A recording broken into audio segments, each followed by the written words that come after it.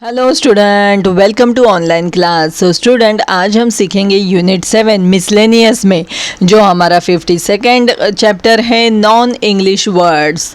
तो इसके लिए आपको क्या करना है स्टूडेंट, आपका स्कॉलरशिप नवनीत 2021 का इंग्लिश सब्जेक्ट का जो बुक है वो आपको आपके सामने ओपन रखना है, जिसमें आपको पेज नंबर 178 एंड 179 देखना है। ओके, सो शुरुआत करते हैं आज के हमारे इस वीडियो को।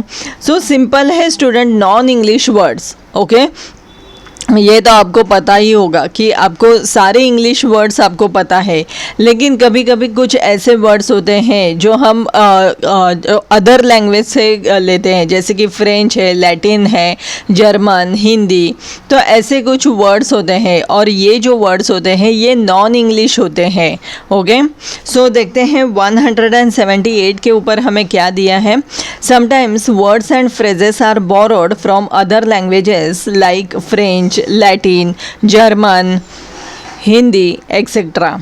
and used while talking English. So जो इन लैंग्वेजेस से हम जो भी वर्ड लेते हैं तो वो हम कभी कभी इंग्लिश में बात करते समय भी यूज़ करते हैं। ओके, और आफ्टर कांस्टेंट यूज़, मतलब हमेशा ये यूज़ होते होते हमें क्या होते हैं, इन सभी जो वर्ड्स की है हमें आदत हो जाती है, बराबर है। So these words become a part of the English language. Okay, so मतलब ये जो वर्ड्स होते हैं ये क्या होते हैं, ये इंग्लिश लैंग्वेज के एक पार्ट बन जाते हैं। सो आप देख सकते हैं स्टूडेंट 178 एंड 79 के ऊपर हमें कुछ वर्ड्स दिए हुए हैं जिनके मीनिंग भी हमें यहाँ पे दिए हुए हैं। और जो 178 पेज के ऊपर जो नीचे हैं जो वर्ड्स बोरोड फ्रॉम हिंदी, सो हिंदी से कुछ वर्ड्स लिए हुए हैं, तो इनके मीनिंग क्या है तो वो आपको पढ़ना है और आपको ध्यान में रखना है। ओके, सो 179 के ऊपर आप देख सकते हैं हमें कुछ सैम्पल क्वेश्चंस दिए हैं।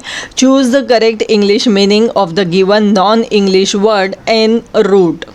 सो एन रूट के लिए हमें एक इंग्लिश मीनिंग कौन सा हो सकता है, तो यहाँ पे आप जो 178 के ऊपर हमें जो लिस्ट दी गई है उस लिस्ट में 22nd नंबर के ऊपर आप देख सकते हैं एन रूट, जहाँ पे ऑन द वे इसका मीनिंग दिया हुआ है। सो यहाँ पे सही जवाब क्या है, तो वो है ऑप्शन नंबर 3। नेक्स्ट है choose the correct non English word for the given English word without limit. So without limit के लिए हमें एक नॉन इंग्लिश वर्ड दिया है, तो वो कौन सा है, जैसे कि हमें यहाँ पे जो वर्ड्स दिए हैं जिसमें वेरी फर्स्ट नंबर आप देख सकते हैं विदाउट लिमिट, जिसके लिए कौन सा वर्ड है नॉन इंग्लिश, एड इन्फिनिटम।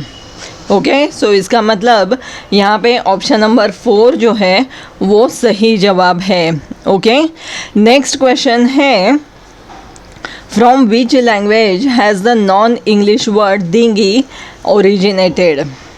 सो ये जो वर्ड है ये कौन से ओरिजिनल कौन से लैंग्वेज से लिया हुआ है, तो वो है Hindi, option number 3। Okay, next question है which one of the following words is not of Indian origin.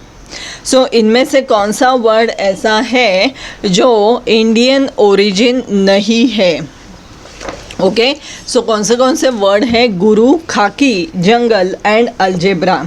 सो यहाँ पे आप देख सकते हैं कि जो अलजेब्रा जो है it's not of Indian origin. Okay, because algebra is a word which is commonly used in English is of Arabic origin. Okay, so option number 4 is the correct answer. Which one of the following word is of Chinese origin? Thug, safari, zero, ketchup. So ये हम सबको पता है कि ketchup आप भी खाते हैं। Okay, so ketchup is a word of Chinese origin. Okay, option number 4।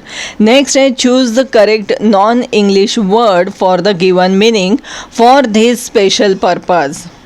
For this special purpose के लिए हमें एक नॉन इंग्लिश वर्ड जो है वो हमें चूज़ करना है। तो इसके लिए कौन सा है स्टूडेंट जो नॉन इंग्लिश वर्ड जो है वो है option number 2, ad hoc. Okay, ad hoc means for this special purpose, so it is the correct option. Okay, next question है choose the correct meaning of the given Latin word bona fide. So bona fide के लिए correct Latin word, जो Latin word हमें दिया है जिसके लिए हमें करेक्ट मीनिंग का एक वर्ड चूज़ करना है, सो वो कौन सा है? तो वो है option number 1, with good faith.